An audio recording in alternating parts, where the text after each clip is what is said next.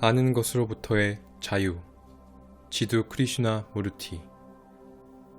물병 자리. 우리가 삶이라고 부르는 것은 무엇이며 그것을 넘으면 무엇이 있는가? 우리는 우리 자신에게 무엇이 옳고 그른지를 말해주는 사람을 찾는다. 오랜 세월 우리는 선생들에 의해, 권위자들에 의해, 책과 성인들에 의해 마치 숟가락으로 떠 먹여지듯 양육되었다. 우린 이렇게 말한다. 모든 것들에 대해 말해주세요. 저 언덕들과 산 너머, 그리고 지구의 저쪽에 무엇이 있는지. 그러곤 그들의 설명을 듣고 우린 만족해한다. 하지만 이것은 우리가 말에 의지해서 살며 우리의 삶이 경박하고 공허하다는 것을 뜻한다. 우리가 혼란스러워하는 1차적인 원인은 우리가 다른 사람들이 약속해 놓은 실제를 찾고 있기 때문이다. 우리는 쾌적한 정신생활을 보장해줄 사람을 무조건적으로 따른다. 우리들 대부분이 정치적 횡포와 독재에 반대하면서도 속으로는 권위와 폭정을 수락하고 우리의 마음과 생활 방식을 뒤뜰어 일그러뜨리는 자를 받아들이는 것은 참으로 이상한 일이다.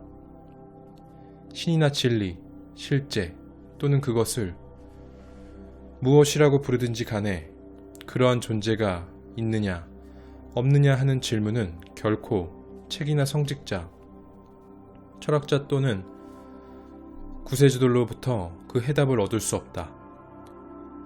자기 자신 이외에 그 누구도 대답할 수 없으며 바로 이 점이 자기 자신을 알아야 하는 까닭이다. 미숙함은 자신에 대해 완전히 알지 못하는 데서 나오며 자신을 이해하는 것이 지혜의 시작이다. 모든 길은 진리로 통한다는 말이 있다. 이 말은 모두 같은 문 앞에서 만난다는 뜻이다. 하지만 그것은 너무도 어리석은 말이다. 진리는 길을 갖고 있지 않으며 바로 그 점이 진리의 아름다움이다. 또한 진리는 살아있다. 죽은 것은 정적이기 때문에 길을 갖고 있지만 진리란 살아 움직이는 것이어서 쉴 곳이 없다. 어떤 절이나 교회에도 없으며 어느 종교나 선생, 철학자, 그 누구도 당신은 진리로 인도하지 못한다는 것을 알게 되면 당신은 이 살아있는 것이 다름 아닌 있는 그대로의 당신이라는 사실을 깨닫게 될 것이다. 당신은 분노, 잔인성, 폭력, 절망, 그리고 고민과 슬픔 속에 살고 있다. 진리란 이 모든 것을 이해하는 데 있으며 당신의 삶에 있는 이 모든 것을 바라보는 법을 배워야만 비로소 진리를 이해할 수 있다. 일어나고 있는 일을 면밀히 관찰하고 검토해보면 그것이 지적 개념의 기초에 있다는 사실을 알게 될 것이다. 지성이란 실존의 전 영역이 아니다. 그것은 하나의 조각일 뿐이다.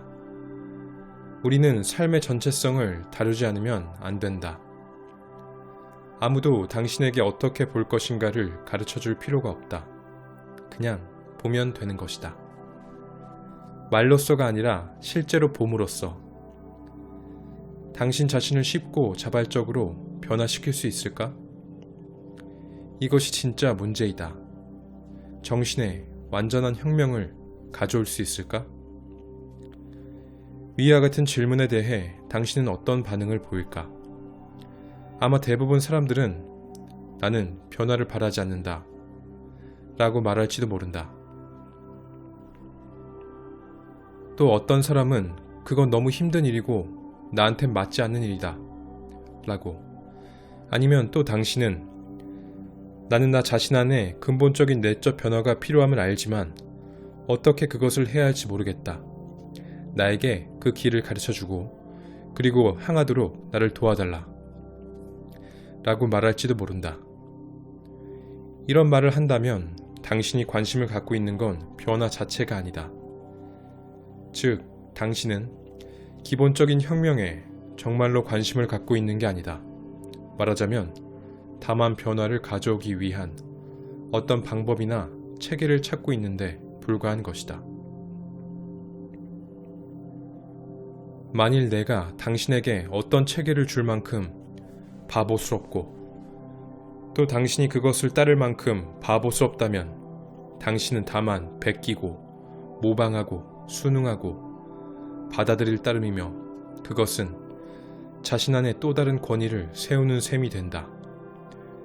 그리고 그 과정에서 당신은 이러저러한 일을 해야 한다고 느끼게 되는데 그 이유는 당신은 그런 일을 해야 한다고 들었기 때문이며 그렇지만 그것을 할 능력이 없기 때문이다. 만일 다른 사람과 똑같이 자신을 탐구한다면 당신은 항상 남의 말만 듣고 따라가는 2차적인 인간에 머무르게 된다. 밖에서 부과된 질서는 언제나 무질서를 낳는다. 당신은 이러한 진실을 머릿속으로는 알지 모른다. 하지만 그것을 실제로 적용해서 당신의 마음에 더 이상 어떤 권위도 세우지 않을 수 있는가? 말하자면 책의 권위, 선생, 아내나 남편, 부모, 친구 또는 사회 등의 권위에 의존하지 않을 수 있는가 하는 것이다. 나는 어떻게 변화할 수 있나라는 질문이 새로운 권위를 만든다는 사실을 아는 순간 당신은 권위와 영원히 결별하게 된다. 모든 짐을 벗어 던질 때 무슨 일이 일어나는가? 당신은 더 많은 힘을 갖게 된다. 더 많은 능력, 더 많은 추진력, 더 큰 강도와 생명력을 갖는다. 두려움, 실수에 대한 두려움, 옳은 일 또는 나쁜 일을 하는 데에 대한 두려움. 우리는 엄청난 에너지를 필요로 하면서도 공포 때문에 그것을 분산시켜버린다. 그러나 모든 공포를 던져버림으로써 그런 에너지가 생기면 그 에너지 자체가 근본적인 내적 혁명을 낳는다. 그래서 내적 혁명을 위해 더 이상 뭔가를 하지 않아도 된다. 결국 당신은 혼자 남게 되며 모든 것에 대해 진지해진다. 그리고 더 이상 누구한테도 또는 어떤 것에게도 도움을 바라지 않기 때문에 당신은 이미 무언가를 발견해야 한다는 사실로부터 자유로워진 것이다. 자유가 있으면 에너지가 있다. 자유는 저항과는 완전히 다르다. 자유가 있을 때 거기엔 잘한다든가 못한다든가 하는 일이 없다.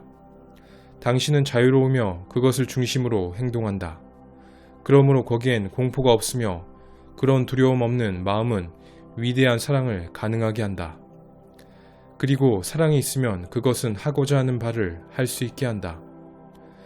따라서 우리가 지금 하려는 것은 자신에 관해 알려고 하는 것인데 그것은 나나 어떤 분석가 또는 철학자를 쫓아서 알려는 게 아니라 있는 그대로의 우리를 알려고 하는 것이다.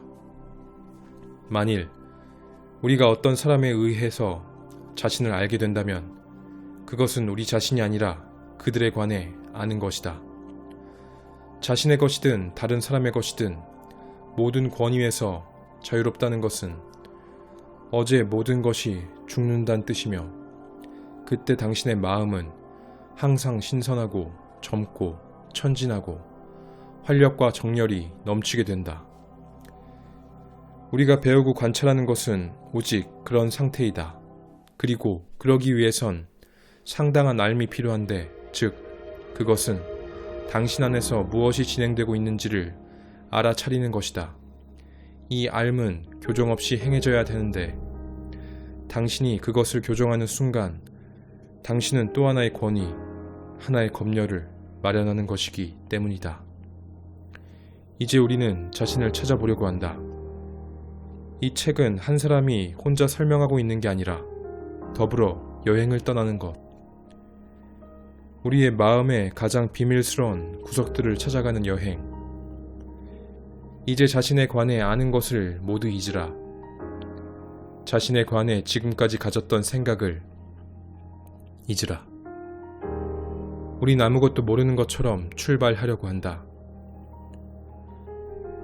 어젯밤에는 비가 몹시 내렸고 지금은 개이기 시작한다. 새롭고 신선한 날이다. 이 새로운 날이 마치 단 하루밖에 없는 것처럼 만나자. 어제의 기억은 모두 뒤에 남겨두고 그리고 처음으로 우리 자신에 대해 이해하기 시작하자.